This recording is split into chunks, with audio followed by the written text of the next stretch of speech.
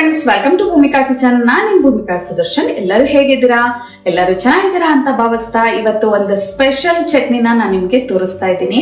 First time ನಾನು ಮಾಡ್ಬೇಕಾದ್ರೆ ನನಗೆ ಒಂಥರ ಸ್ಪೆಷಲ್ ಅನ್ನಿಸ್ತು. ಹೇಗಿರುತ್ತೋ ಅಂತ ಮಾಡಿದ ಮೇಲೆ ಅದ್ರ ಟೇಸ್ಟ್ ನೋಡ್ತಿದ್ದ ಹಾಗೆ ವಾವ್ ಅನ್ನಂಗಿತ್ತು.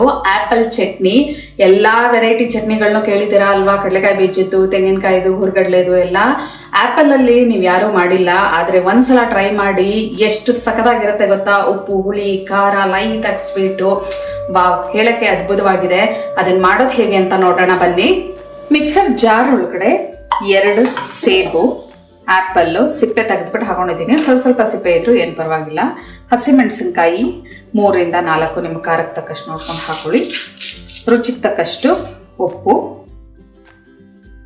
ಪುದೀನ ಸೊಪ್ಪು 1 ಚೂರು, ಕೊತ್ತಂಬರಿ ಸೊಪ್ಪು ಕಟ್ ಮಾಡಿದ್ರೆ 1 ಟೇಬಲ್ ಸ್ಪೂನ್ ಅಷ್ಟು ಬರುತ್ತೆ ಅಷ್ಟು.